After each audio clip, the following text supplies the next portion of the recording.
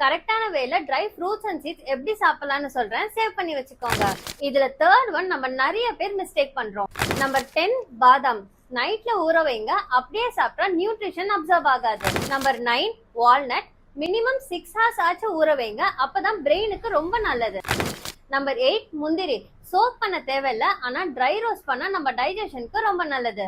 Number 7 பிஸ்தா. ராவா சாப்பிடலாம், ஆனா சால்டட் அண்ட் ரோஸ்டட் அவாய்ட் பண்ணுங்க. Number 6 dates.